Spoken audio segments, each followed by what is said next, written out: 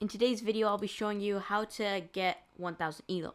So for this video, I got a subscriber's account and got 3 games. The first game is the game that got him to 1000 ELO. The second is a win, and the third is a loss. And there's many different things you can take from each of these games. And he recently hit 1000 ELO, so I decided to be smart enough to use his account. Okay. So our subscribers with the black pieces, E4, E5, knight C6, knight F3, knight F6. You know, you can just develop your pieces and you're all good. You know, just some development. And knight G5 attacks the F7 pawn. Not really a threat because you can just castle here, and you're basically all set. You've castled. You've developed most of your pieces. Maybe you need to move this d pawn to get this bishop out. Our subscriber plays d5, and I wasn't sure what d5 did, and I thought the subscriber would recapture, but black played knight a5, which made me think that the subscriber thought this was some sort of fried liver setup with d5 and then knight a5, which isn't the most accurate thing, but it still works. And then our subscriber opponent panics here and is like, I don't know what to do. I think I should do knight f7. But this just really is a blunder of a full knight. There's no discovery because this doesn't threaten anything. This pawn's protected, and even if you do discover, I can just take your bishop. So I don't know what the point of that was. And white spends 15 seconds playing queen f3, which indicates that he probably didn't have a plan. So knight c4, and at the end of the game, I'll show you some tips to get from this. Okay, so knight c3 just developing. b5, I mean, we're kind of expanding. It's not really necessary. You can just try rook f8 and then go here and manual castle, but b5 is fine. I mean, you're up entire knight. There's not much you can do wrong except blunder a piece or mate. Rook f8, which is nice, and then knight e4, pinning. This knight is pinned and attacking this bishop. That's a nice little move, jumping your knight into the center. So you can see this white has some resourceful moves. Knight g5 checks, so we're just going to give some random checks. There's no really big plan behind it. Bishop e3 just developing. And knight g4. Best move because it probably attacks the bishop and the queen. And unfortunately, white misses this and loses their queen. So I guess, yeah, you just got to watch out for these one movers. Okay, so knight f3. Just some basic moves. E4, and this is a nice little discovery, threatening mate. White misses this and blunders checkmate 1. So if there's some things I'll get from this game, is at the 1000 level, you just got to develop your pieces normally. Eventually your opponent will panic like he did in this game, and you will usually be up some sort of material, because let me tell you, no 1000 plays perfectly or else they're cheating. And then, and then another thing I would get from this is that you shouldn't try to expand too much. You should probably try going for some trades. b5 is a bit of a weird move. Rook f8. I mean, it's all normal stuff, you know. Just got to be aware not to hang your pieces. And it's always good to create some one-move threats that if you calculate, like, it's hard to calculate like too much if you're 1000 ELO, but if you at least calculate like some moves ahead, then, I mean, you shouldn't be too bad. And here we can see weakness for our 1000 ELO opponent is discoveries, and they missed that. And another discovery with this e4, 1000 white misses this too, and blunders checkmate. So I would say that you should probably just get through the opening, develop your pieces normally. No need to study heavy theory, and you should probably look out for discoveries and anything like tactics. Okay, on to the next game, which was a win for our subscriber, playing with the black pieces too. Okay, so knight f3. Now, this one is a bit of a weird move, because f6 is really bad, you know. By the way, this game featured a really nice comeback, so, yeah. So, f6 weakens the king. It doesn't help the knight develop. f6 is usually used to push the pawn in the center, but this knight controls the square, so this pawn. So it's not really a great move. You should probably just develop your knight. You know, at the 1000 ELO level, you don't have to really study openings that much. Just study some gambits, just develop your pieces, F6 is a bit weird. And E5, this just really loses a pawn. But of course, the opponent's like, well, after I play D4, I should play C4 because these guys are like twins. And that's right. It's not necessarily a horrible move. Knight C6, queen takes. Okay. B3. B3, I mean, you should really just develop your knight to the center, attack the queen. Like, just develop your pieces. It's not that hard. B3, I think, aim to develop the bishop here and get this bishop here, which isn't a bad move because it doesn't really, like, allow anything. And you can see we're just giving some random checks that don't really do much. As you get more advanced, you'll notice that these checks don't do much. You should really just focus on development and get castled. But although the check isn't a very bad move. Okay, so we have a nice little development move. Bishop C4, great move.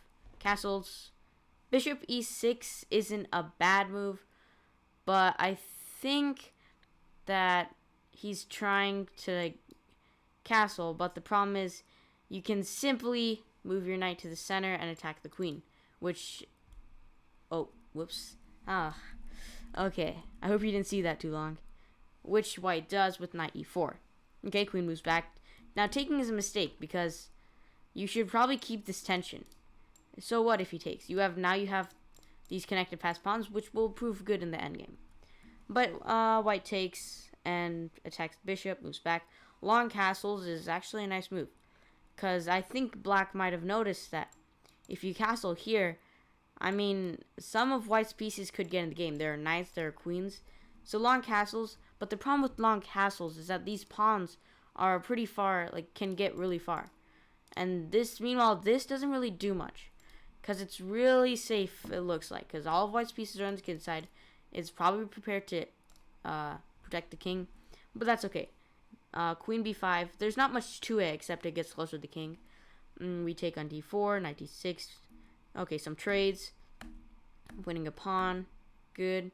Bishop E3, rook D5, rook A1. Okay, so we're obviously trying to get out of this little annoying discovery, so we just move back.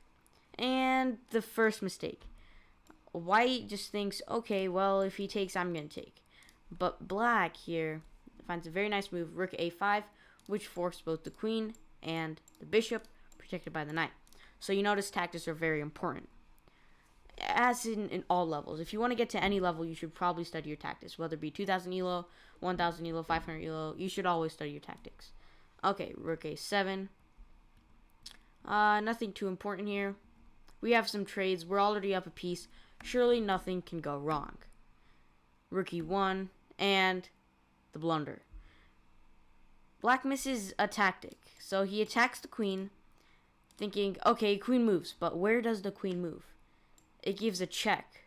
Okay, I block. But what? What about after that? Rook E8, pinning. And white, to his credit, found that, which is really nice because he missed a fork, but he didn't miss this, which is kind of cool. Okay, so that's a pin, and you lose the queen. Now, important not to take the rook, because queen takes his mate. Black doesn't do that, and just gives a check. Of course, you cannot take, because of this. It's kind of like a little sacrifice, but not really. King F1. Rook D6 is a really nice little move, because takes, you'll see in the game. Now you attack the queen, and your knight is not going to be lost, which is good, because a rook and a knight is some trouble for the queen. It's not too easy. Okay, queen A1, knight moves to D4, escaping everything. G3, and unfortunately white blunders here with queen B1, missing a basic fork. So white's weakness in this game was forks, although they did find a very nice tactic with this queen H8 check, followed by rook E8 pinning the queen. So I think white really needs to watch out tactics happening like from black side, rather than finding tactics for them, which is white weakness. And I think same can go for black. Black mixed this tactic, but he made the fork too. So you have to think from both sides. And also another really common one is never resign, because clearly This one had a big comeback. I mean, black was down a queen and then suddenly just came back up. So you never resign in these low elo games. Although 1000 not low elo. It's pretty close to intermediate. Okay, so our next and final game was a loss. And this one was also a comeback, which is interesting. I feel like there are a lot of comebacks around this level. Okay, e4, e5. So just some normal development. Nothing too crazy. And f3. I mean, somewhere in another world, Benjamin Feingold fell off a chair after playing f3. I mean, there's many ideas. You can sacrifice this knight for this. And I'm not really sure if it works, but I think it might. Well, that's not the top computer move, but I'm pretty sure it's a common idea. But it just weakens the king because of this diagonal. Okay, bishop c5 developing. Probably should get castled, but wants to develop his other bishop, which is fine. These pins can be nasty, so usually you want to kick them out. But after this, it's kind of tough what to do, because this pin is nasty, but if you castle, it'll all be fine. Okay, queen e7, I mean, it's not a horrible move. I think I would have preferred something like this, which just strikes in the center, and if it takes, then it'll be nice. Okay, long castle, which is actually really nice because, you know, black hasn't castled yet, and now your rooks are connected. The difference between short castles, I guess, is that maybe this queen can get in here somewhere, but I think both moves are fine. Okay, long castles. g5 is not a bad move. It just says inaccuracy, but it's not that bad. Okay, and now black plays d5, which is a nice move, and you should never take here because you're just allowing black to get more control to center, and he's attacking your knight. If you should adjust your pawn's well enough protected by two other pawns. So you should just move the knight back, you know. Just move the knight back. There's no need to take all the time. Sometimes you just gotta keep the tension in the center, especially. Okay. And we have a one mover, and he just blunders the knight in one move. Okay. Surely nothing can go wrong. Okay. Simple. This is really nice too, because he notices the king is on f2, which is not really a great square. It's not castled, so he decides to open up the center because his king is castled and white's king is not, which is really nice. And white, to his credit, does push the pawn, which is a very good move. Okay, we take. We open up more. g4 is a really nice move. Just opening up, trying to open up the king more. Taking is not the best move, but it's fine. I mean, you're basically lost here. And now it's mate in 7. Surely you cannot lose this. And, I mean, white just hangs another knight, which is impossible, you know. And now it's mate in 2. Can you find it? Knight f2, king f4, and rook d, e, f8 is mate. Okay? It's not, you can just trade, though, which is what black does in the game. I mean, you're up 2 knights. It shouldn't be too hard of an endgame. Getting rook onto the second doesn't really apply here because you're up material, but it doesn't really matter. Okay, just taking pawns here. And now black makes the first critical mistake of the game because he forgets that his knight is pinned like this. Okay, but 2 knights can defeat a rook if they're pawns, and according to the computer, black is winning. Okay, but I mean, it's kind of tough what to do here, you know. Like, I guess you have to have some sort of endgame knowledge, but what you really have to do here is get to these pawns with both of your knights, like this. Reroute them, you know, do something. But, of course, 1000 ELOs don't have that great of endgame knowledge, and neither do I. I mean, to be honest, as an 1800, I don't have great endgame knowledge, because, I mean, let's face it, endgames are pretty boring. Okay, king d6, just checks, you know. Checks. Okay, king g4 is not a great move. Let's see what the computer has to say. Knight d2, yeah, just this nice little maneuver here. Getting the knights protected by each other is really nice, and if it's 2-knight endgame. Okay, but that didn't happen. After king g4, knight d2, which did happen, but then knight b1. And now it's apparently a draw because white can threaten mate. Rook g3, just giving back the game. b5, you should probably try to get your king out in the game, which is kind of hard because this pawn really protects everywhere. But maybe get your knight check and then try to get your king out in the game. Could be helpful. Because you really don't want to blunder checkmate here. At the least, it should be a draw. Okay. King e6 threatening mate. It's the only move. And this is the reason why white has no endgame knowledge, because they literally had mate in 1. So they don't know why they played king e6. They played king e6 to attack this pawn. They did not play to threaten mate. Okay. Now, of course, you had to go knight e7. But, of course, white just takes.